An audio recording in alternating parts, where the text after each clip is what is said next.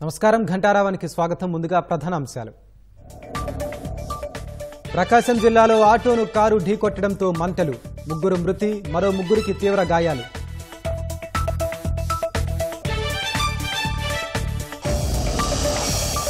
Job calendar పేరుతో 5 ఏళ్లుగా జగన్ మోసం, ఎన్నికల వేళ డిఎస్సి పేరుతో హడావిడి, నిరుద్యోగుల కన్నెర్ర.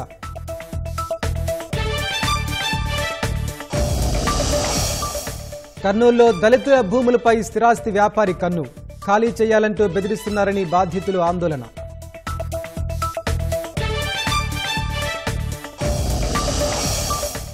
ఏలూరు జిల్లా గుంజవరంలో పులి కదలికలతో ప్రజల భయాందోళన, అభయారణ్యం నుంచి మైదానంలోకి వచ్చినట్లు గుర్తింపు.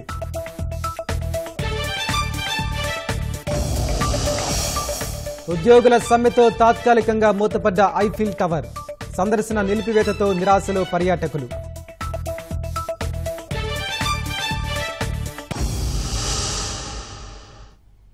ప్రకాశం జిల్లాలో జరిగిన రోడ్డు ప్రమాదంలో ముగ్గురు మృతి చెందగా మరో ముగ్గురు తీవ్రంగా గాయపడ్డారు. బేస్తవారిపేట మండలం పోసులపాడు గ్రామం వద్ద జాతీయ రహదారిపై టెంట్ హౌస్ సామాన్తో వెళ్తున్న ఆటోను గుంటూరు నుంచి గెద్దలూరు వైపు వెళ్తున్న కారు ఢీకొంది. మంటలు చెలరేగి ఆటోలో ఉన్న నలుగురిలో ముగ్గురు అక్కడికక్కడే మృతి చెందారు. వీరంతా బేస్తవారిపేట మండలం బార్లకుంట గ్రామానికి చెందిన వెంకటేశ్వర్లు, చిన్న వెంకటేశ్వర్లు, శ్రీరాములుగా గుర్తించారు. కారులో ఉన్న మరో ఇద్దరు తీవ్రంగా గాయపడ్డారు. క్షతగాత్రులను చికిత్స కోసం కంభం ప్రభుత్వ ఆసుపత్రికి తరలించారు. అనంతరం మెరుగైన వైద్యం కోసం మార్కాపురం తీసుకెళ్లారు. చనిపోయిన ముగ్గురిలో ఇద్దరు పూర్తిగా కాలిపోయినట్లు స్థానికులు గుర్తించారు. పోలీసులు ప్రమాదానికి గల కారణాలపై ఆరా తీస్తున్నారు.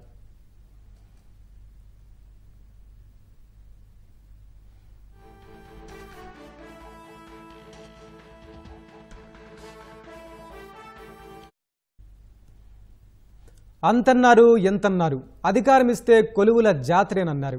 తీరా అబద్ధాలతో సీఎం కొలువు దక్కించుకుని ఆ తర్వాత యువత ఆశల్ని చిదిమేశారు.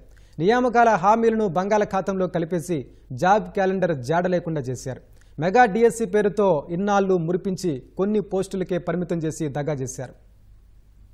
మన పిల్లలు పరీక్షలు పెడతాదేమో గవర్నమెంట్ అని కోచింగ్ సెంటర్లకు వెళ్లి వేల రూపాయల డబ్బులు తగలేస్తూ అదిగో ఉద్యోగం వస్తుంది, ఇదిగో ఉద్యోగం వస్తుంది, అదిగో పరీక్ష జరుగుతుంది, ఇదిగో పరీక్ష జరుగుతుంది అని చెప్పి మన పిల్లలు చదువుతూనే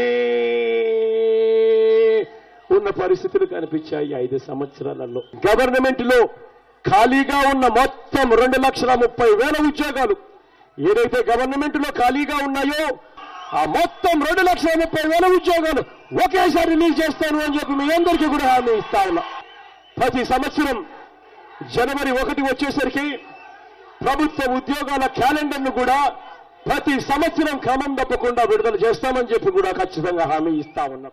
ప్రతిపక్ష నేతగా మన కొలువుల భర్తీపై ఇలా కొండంత రాగం తీసిన జగన్ గద్దెనెక్కాక తుస్సుమనిపించారు.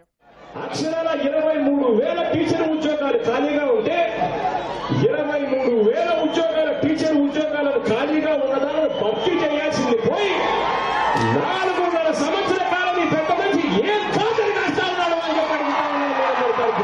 ఎన్నికలు 3 నెలల్లో ఉన్నాయంటే మాత్రం ఏం చేస్తాడు? అదిగో నోటిఫికేషన్ అంట, అది ఎంత 7,000 ఉద్యోగాలు అంట. పోనీ అదన్నా సక్రమంగా ఇస్తా ఉన్నాడంటే అది లేదు. మెగా డిఎస్సిపై జగనన్న దగా ఇది. 4.5 ఊసెత్తకుండా ఎన్నికల వేళ మొక్కుబడిగా 6,100 పోస్టులతో మాయ ప్రకటనను తెరపైకి తెచ్చారు.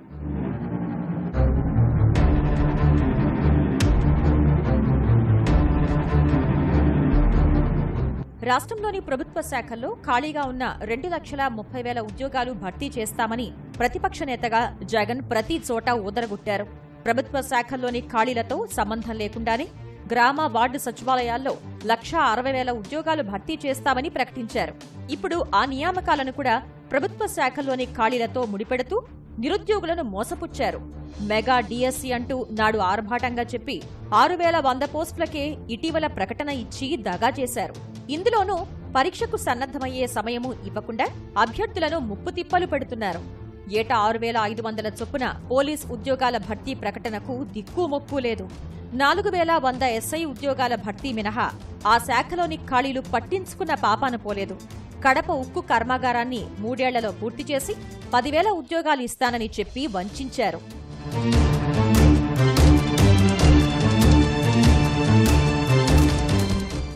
జగన్ సర్కార్ 5 ఏళ్లలో ఒకే ఒక్కసారి 2021 జూన్ 18న జాబ్ క్యాలెండర్ ఇచ్చింది.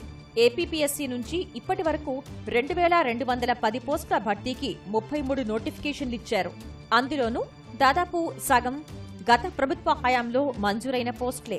ప్రభుత్వం నుంచి స్పష్టమైన వివరాలు రానిదే పూర్తి స్థాయి నోటిఫికేషన్లు ఎలా ఇస్తామని పబ్లిక్ సర్వీస్ అధికారులు వాదిస్తున్నారు. పాఠశాల విద్యాశాఖలో 2,20,266 పోస్టులకు 1,73,713 మంది శాశ్వత ఉద్యోగులు పనిచేస్తున్నారు. ఈ లెక్కన 46,553 ఖాళీలున్నాయి. ఉన్నత విద్యాశాఖలో 15,818 పోస్టులకు 5,193 మందే ఉన్నారు. ఆ శాఖలో ఖాళీల సంఖ్య 10,625. వ్యవసాయ సహకార శాఖలో 4,423, సాంఘిక సంక్షేమ శాఖలో 6,438 పోస్టులు ఖాళీగా ఉన్నాయి. ప్రభుత్వ పాఠశాలల్లో 28,000 వరకు ఉపాధ్యాయ పోస్టులు ఖాళీగా ఉన్నాయి. అయితే ఆ ఖాళీలను భర్తీ చేస్తే వేతనాల కోసం రుణం తీసుకోవాల్సి వస్తుందేమోనన్న ఉద్దేశంతో నియామకాలనే తగ్గించేసిన ఘనత జగన్ సర్కార్ది. కేవలం 6,100 పోస్టులతోనే ఉపాధ్యాయ ఉద్యోగ ప్రకటన జారీ చేసి అవే మొత్తం ఖాళీలు అంటూ నిరుద్యోగుల జీవితాలతో చెలగాటమాడుతోంది.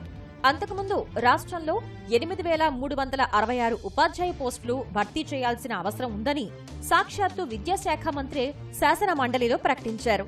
జిల్లా, మండల పరిషత్తు, పురపాలక శాఖల పరిధిలోని ప్రభుత్వ బడుల్లో ఈ ఖాళీలు ఉన్నట్లు వివరించారు. అంతలోనే యథా ముఖ్యమంత్రి తథా మంత్రి అన్నట్లుగా మాట తప్పారు, మడమ తిప్పారు.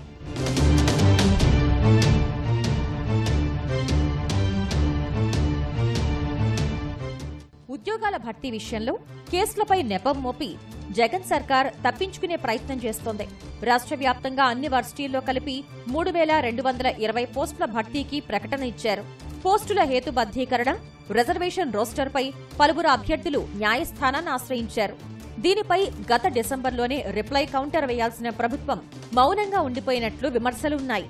6,100 కానిస్టేబుల్ ఉద్యోగాల భర్తీకి 2022లో ఇచ్చిన ప్రకటనకు కోర్టు కేసు అడ్డంకిగా ఉందంటూ ముఖ్యమంత్రి హోదాలో ఉన్న జగన్ తప్పుదోవ పట్టిస్తున్నారు. ప్రభుత్వ ఉద్యోగ నియామకాల్లో జగన్ ప్రభుత్వ నిర్లక్ష్యపూరిత జాప్యం పట్టభద్రులకు శాపంగా మారింది. 5 ఏళ్లలో సకాలంలో సరైన సంఖ్యలో నియామకాలు చేపట్టక వేలాది మంది నిరుద్యోగులు ఇప్పటికే అర్హత కోల్పోయి నష్టపోయారు. పట్టా పొంది కూడా ప్రయోజనం లేకుండా పోయిందన్న వారి ఆవేదన జగన్ సర్కారుకు పట్టడం లేదు. సర్కారు కొలువుల్ని ఇవ్వని జగన్ కనీసం కాంట్రాక్ట్ ఉద్యోగాలైనా దక్కుతాయేమో అన్న ఆశల్ని కూడా చిదిమేశారు. ఆర్టీసీలోని ప్రతి కాంట్రాక్టును నిరుద్యోగ యువతకే ఇస్తామని, ఆర్టీసీ ప్రభుత్వ శాఖలు అద్దెకు తీసుకునే బస్సులు, కార్ల కాంట్రాక్టును కూడా వారికే ఇస్తామని హామీ ఇచ్చారు. అధికారంలోకి వచ్చాక నిరుద్యోగులకు ఒక్క కాంట్రాక్టును కూడా ఇవ్వలేకపోయారు. ఉపాధ్యాయ అర్హత పరీక్ష టెట్, ఉపాధ్యాయ నియామక పరీక్ష టీఆర్టీ, డిఎస్సీలను ప్రభుత్వం హడావిడిగా నిర్వహిస్తున్నట్లు కనిపిస్తోందని హైకోర్టు వ్యాఖ్యానించింది. ప్రభుత్వం గతంలో ఇచ్చిన షెడ్యూల్, ప్రస్తుత షెడ్యూల్ తేదీలను పరిశీలిస్తే ఈ విషయం అర్థమవుతోందని పేర్కొంది. టెట్ నిర్వహణ కోసం ఈ నెల 8న, ఉపాధ్యాయుల భర్తీ కోసం ఈ నెల 12న ఇచ్చిన నోటిఫికేషన్లను సవాల్ చేస్తూ హైకోర్టులో వ్యాజ్యం దాఖలైంది.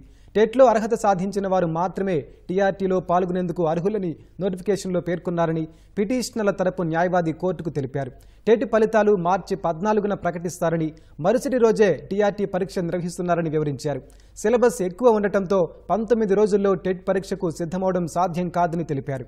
టీఆర్టీ పరీక్షకు సిద్ధమయ్యేందుకు సమయం కూడా లేదన్నారు. హడావిడిగా పరీక్షలను ముగించేందుకు ప్రభుత్వం యత్నిస్తోందని, అభ్యర్థులు పరీక్షలు రాసేందుకు సముచిత సమయం ఇవ్వాలని కోరారు. వివరాలు పరిశీలించిన న్యాయమూర్తి హడావిడిగా పరీక్షలు నిర్వహిస్తున్నట్లు ఉందని వ్యాఖ్యానించారు. పూర్తి వివరాలు సమర్పించేందుకు ప్రభుత్వం సమయం కోరగా విచారణను ఈ నెల 21కి వాయిదా వేశారు. మరోవైపు ఎస్జిటి పోస్టుల భర్తీకి బీఈడీ అభ్యర్థులను ప్రభుత్వం అనుమతించడాన్ని సవాల్ చేస్తూ దాఖలైన వ్యాజ్యాలపై విచారణ ఇవాళ జరగనుంది. ఏలూరు జిల్లాలో పులి కదలికలతో ప్రజలు భయాందోళన చెందుతున్నారు. పాపికొండలు అభయారణ్యంలోకి వెళ్లిందనుకుంటున్న పెద్ద పులి పోలవరం మండలం గుంజవరంలో మళ్లీ పొలాల్లో ప్రత్యక్షమైంది. అటవీశాఖ అధికారులు పులి అడుగు జాడల్ని పరిశీలించారు. పులి పాదముద్రలను బట్టి మగపులిగా నిర్ధారించారు. ఒంటరిగా పొలాలకు వెళ్లొద్దని, పశువుల వద్ద దీపాలు ఎక్కువగా పెట్టాలని అధికారులు సూచించారు.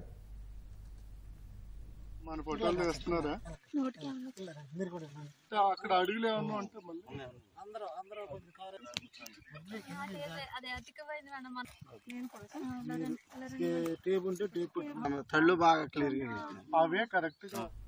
కర్నూలులో 200 కోట్ల విలువైన దళితుల భూములపై ఓ స్థిరాస్తి వ్యాపారి కన్నేశారు. ముగ్గురు ప్రజాప్రతినిధుల అండతో భూములను లాగేసుకోవాలని ప్రయత్నాలు మొదలుపెట్టారు. వెంటనే ఖాళీ చేయాలంటూ దళితులపై బెదిరింపులకు దిగుతున్నారు. పోలీసుల సాయంతో ఎలాగైనా భూములను కైవసం చేసుకోవాలని చూస్తున్నారు. అయితే తరాలుగా భూములను తాము సాగు చేసుకుంటున్నామన్న దళితులు వాటిని కాపాడుకునేందుకు ఆత్మహత్య చేసేందుకైనా సిద్ధమని స్పష్టం చేస్తున్నారు. కర్నూలు శివారులోని మునగలపాడులో ఉన్న 200 ఎకరాల దళితుల భూములపై ఓ స్థిరాస్తి వ్యాపారి కన్నేశారు. ఆయా భూముల విలువ 200 కోట్లకు పైగా ఉండడంతో ఎలాగైనా దక్కించుకోవాలని ముగ్గురు ప్రజాప్రతినిధుల సహకారంతో తీవ్రంగా ప్రయత్నిస్తున్నారు. మునగలపాడులో గత 100 ఏళ్లుగా సుమారు 50 నుంచి 60 మంది దళితులు వారసత్వంగా ఆయా భూముల్ని సాగు చేసుకుంటున్నారు. అందుకు తగిన ఆధారాలు వారి దగ్గర ఉన్నాయి. పలువురికి అధికారులు పట్టాలు కూడా ఇచ్చారు. అయితే రికార్డుల్లో మాత్రం ప్రభుత్వ భూములుగా చూపడం వారికి శాపంగా మారింది. ఆయా భూములకు సమీపంలోనే జాతీయ రహదారి ఉండడం, మరోవైపు చెన్నై సూరత్ 6 వరుసల జాతీయ రహదారి నిర్మిస్తుండటంతో భూముల ధరలు భారీగా పెరిగాయి. ఎకరం కోటికి పైగా పలుకుతోంది. కర్నూలుకు కూతవేటు దూరంలోనే ఉన్నందున వాణిజ్య అవసరాలకు కీలకంగా మారింది. ఈ నేపథ్యంలో ఆయా భూముల్లో ఓ ఫిలిం సిటీ ఏర్పాటు చేసి పర్యాటక ప్రాంతంగా మారిస్తే కోట్లలో ఆదాయం వస్తుందని ఓ స్థిరాస్తి వ్యాపారి భావించారు. ఆ భూమిని సేకరిస్తే ఫిలిం సిటీ ప్రాజెక్టును సంయుక్తంగా నిర్వహించుకోవచ్చని ముగ్గురు ప్రజాప్రతినిధులతో సంప్రదింపులు జరిపారు. వారు అంగీకరించడంతో దళితులను ఖాళీ చేయించే దిశగా ప్రయత్నాలు మొదలుపెట్టారు.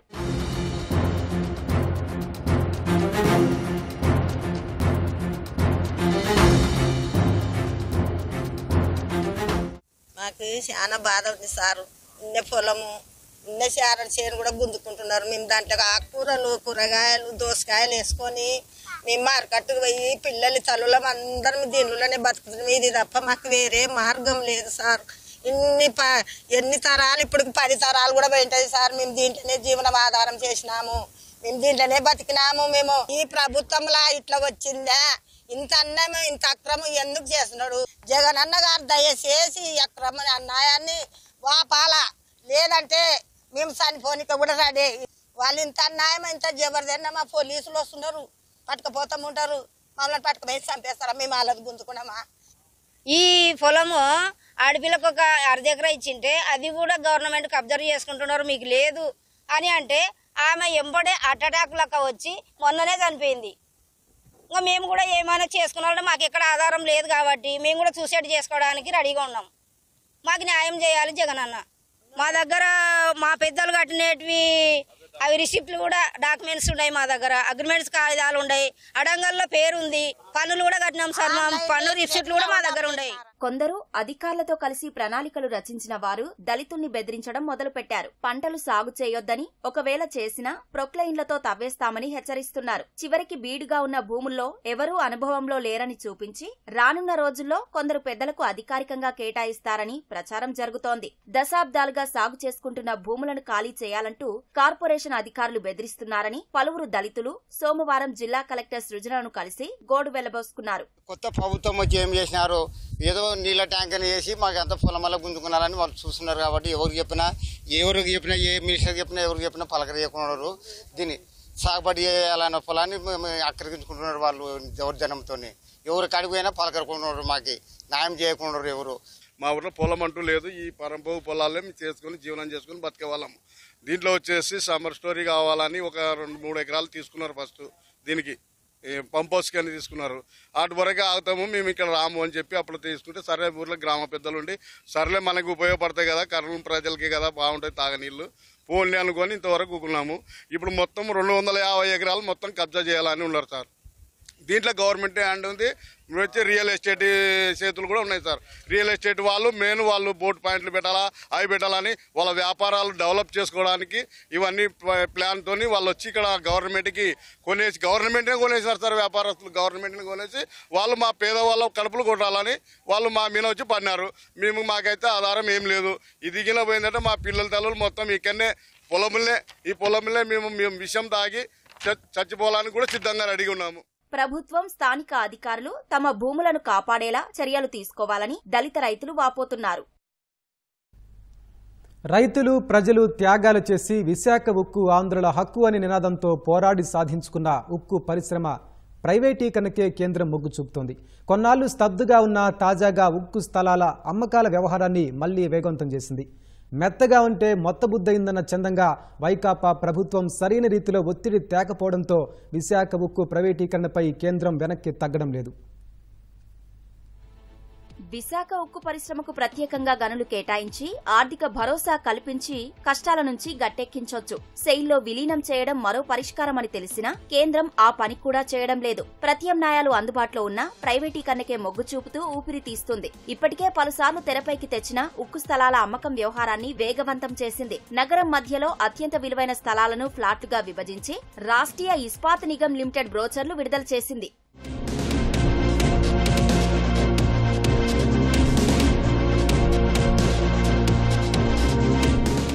స్టీల్ ప్లాంట్ ఏర్పాటుకు రైతుల నుంచి భూసేకరణ చేసిన 19,670 ఎకరాలపై పూర్తి హక్కులు రాష్ట్రపతికి ఉంటాయి. ఇక విశాఖ ఉక్కుకు సొంతమని చెప్పుకునేందుకు నగరంలోని మద్దిలపాలెం హెచ్బీ కాలనీలో 22.90 ఎకరాలు, గాజువాక ఆటోనగర్లోని 2 ఎకరాలు, పెదగంట్యాడలోని 434 చదరపు గజాల విస్తీర్ణంలో స్థలాలున్నాయి. వీటి విలువ బహిరంగ మార్కెట్లో 1,600 కోట్ల వరకు ఉంటుంది.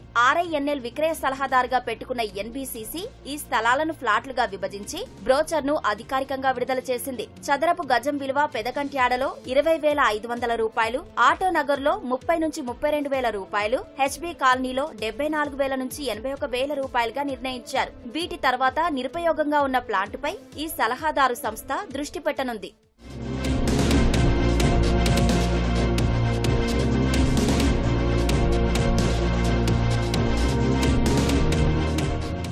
ప్లాంటులో పూర్తి సామర్థ్యం మేరకు ఉక్కు ఉత్పత్తి చేయకుండా ఆస్తులను అమ్మడానికి ఆసక్తి చూపడంపై విమర్శలు వెల్లువెత్తుతున్నాయి. ఇటీవలే ఉక్కు ఆసుపత్రి అమ్మకానికి పావులు కదిపారు. స్థలాలు అమ్మితే విశాఖ ఉక్కు కష్టాలు తీరుతాయా అంటే ముడి సరుకు కొనుగోలు చేయడానికి, ఇప్పటికే పేరుకుపోయిన అప్పులు తీర్చడానికి సైతం సరిపోవనేది కార్మిక సంఘాల మాట.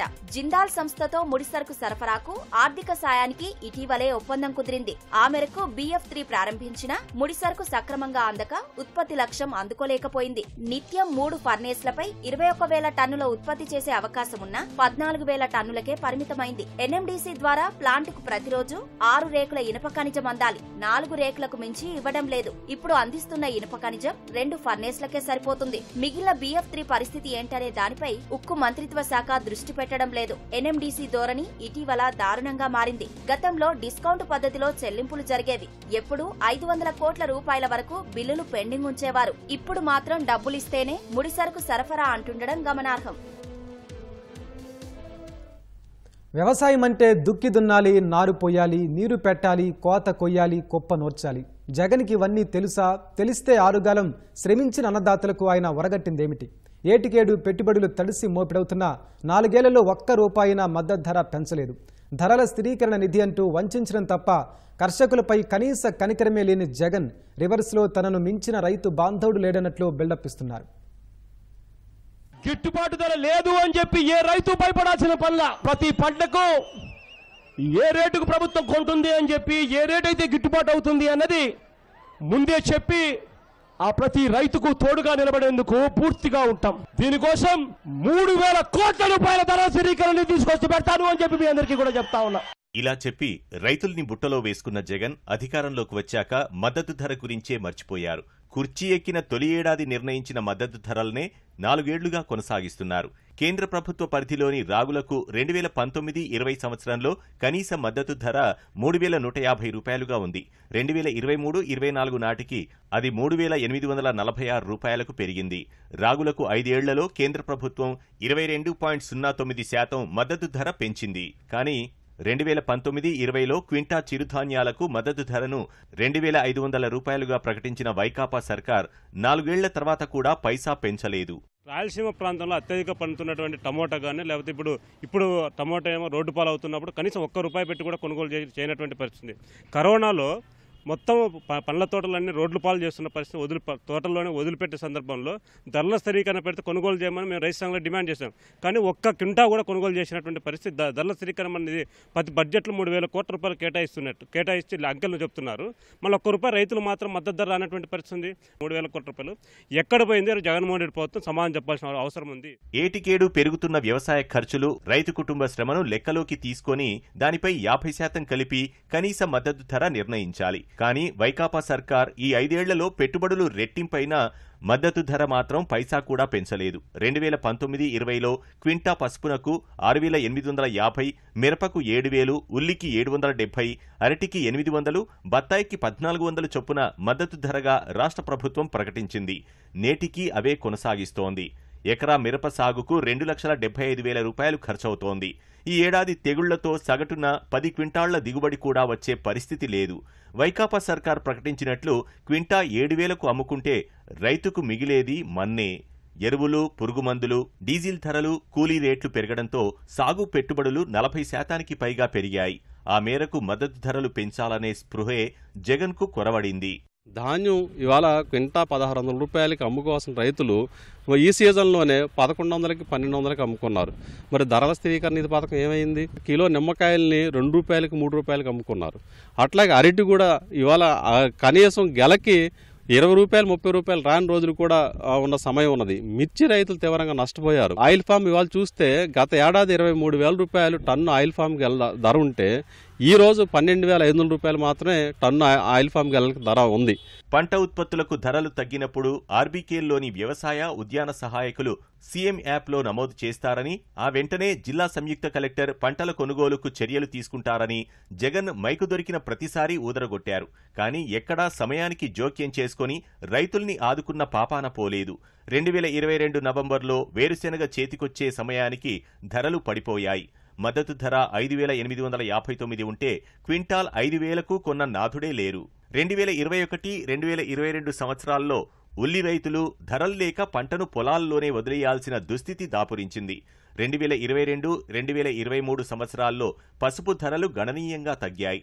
క్వింటా 6,850 చొప్పున కొనుగోలు చేయాలని రైతులు ఆర్బీకేల్లోని సిబ్బందికి విజ్ఞప్తి చేసినా పట్టించుకోలేదు. మార్చి, ఏప్రిల్లో పంట చేతికొస్తే జూన్లో సేకరణకు ప్రభుత్వం ఉత్తర్వులిచ్చింది. ఈలోగా రైతులు తక్కువ ధరకే తెగనమ్ముకున్నారు. ఈరోజు పత్తి రైతులు మొత్తం పోయిన సంవత్సరము, అంతకుముందు సంవత్సరం అంతా కూడా మరి ఇండ్లలో పెట్టుకుంటా ఉన్నారు. దానికి మద్దతు ధర లేకపోవడం వల్ల, మార్కెట్ లేకపోవడం వల్ల మొత్తం అంతా కూడా పంట అంతా కూడా ఇంట్లో పెట్టుకొని మరి ఇవాళ ఎదురు చూస్తూ ఉన్నారు. అదేవిధంగా ఈరోజు అరటికి సంబంధించి మొత్తం అంతా లక్షలాది రూపాయలు పెట్టి ఈరోజు వస్తే మార్కెట్ ఒక వారం కింద ఉన్నటువంటి మార్కెట్ 25,000 రూపాయలు టన్ను. ఈరోజు మొత్తం దళారులంతా కుమ్మక్కయి 10,000 రూపాయలకు తీసుకుంటా ఉన్నారు. మరోపక్క వేరుశెనగకు సంబంధించి 6,000 రూపాయలు ఉండాల్సిన చోట 3,000 రూపాయలు కూడా కొనలేనటువంటి పరిస్థితి వస్తూ ఉంది. అదేవిధంగా మొక్కజొన్నకు సంబంధించి కూడా 6,000 రూపాయలు గిట్టుబాటు ధరకు వస్తే మరి దానికి వస్తుంది. ఈరోజు దాన్ని కూడా ఈరోజు 1,500కు అమ్ముతా ఉన్నారు. ఇక జగన్ చెప్పిన ధరల స్థిరీకరణ నిధి కూడా జగన్ మార్క్ మోసమే. అధికారంలోకి వచ్చిన మొదటి ఏడాది అంటే 2019-20 సంవత్సరం బడ్జెట్లో ధరల స్థిరీకరణ నిధి కింద 3,000 కోట్లు కేటాయించారు.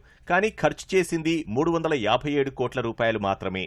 2020-21లోనూ 524 కోట్లే ఖర్చు చేశారు.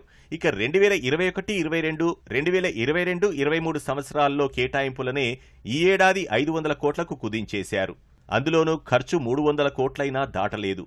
మొత్తంగా చూస్తే వైకాపా అధికారంలో ఉన్న 5 ఏళ్లకు ఏటా 3,000 కోట్ల చొప్పున లెక్కిస్తే 15,000 కోట్లు కేటాయించి ఖర్చు చేయాల్సి ఉంది.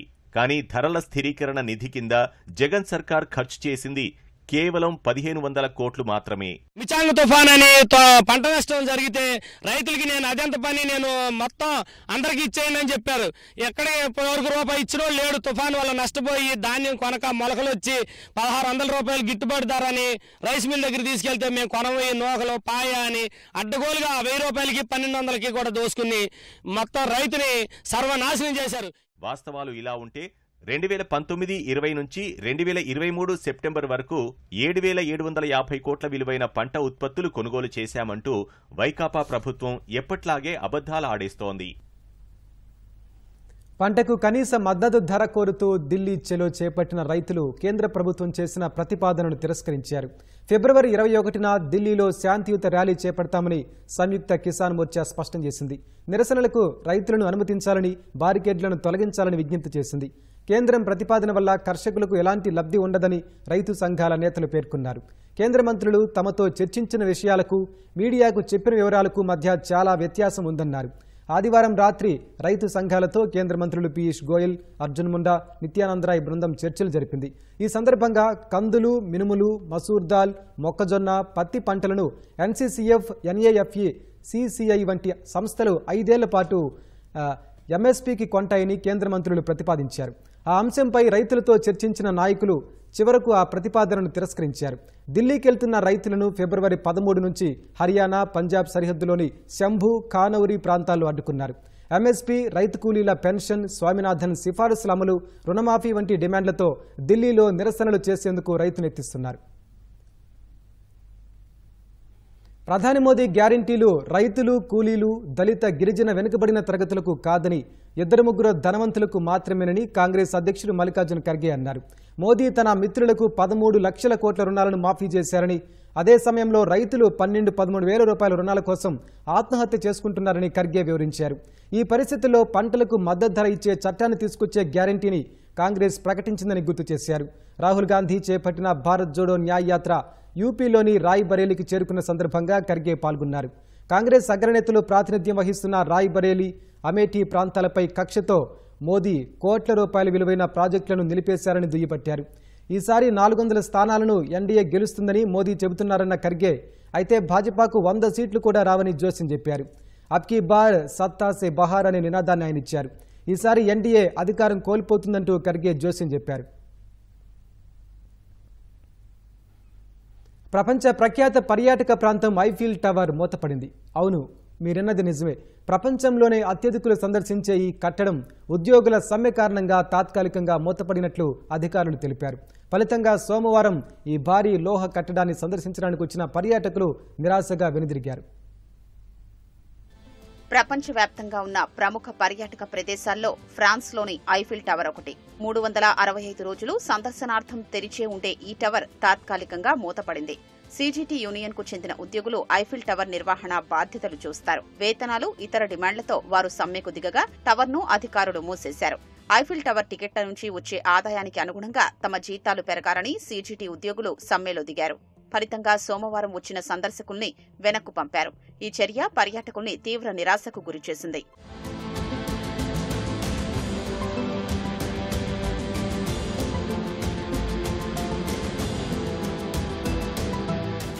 ఉద్యోగుల సమ్మె కారణంగా ఐఫిల్ టవర్ ను మూసేశామని, ఇందుకు క్షమించాలని అధికారులు టవర్ ప్రవేశ ద్వారం వద్ద బోర్డులు ఏర్పాటు చేశారు. పర్యాటకులు సందర్శనకొచ్చే ముందు వెబ్సైట్లో పరిశీలించి రావాలని సూచించారు.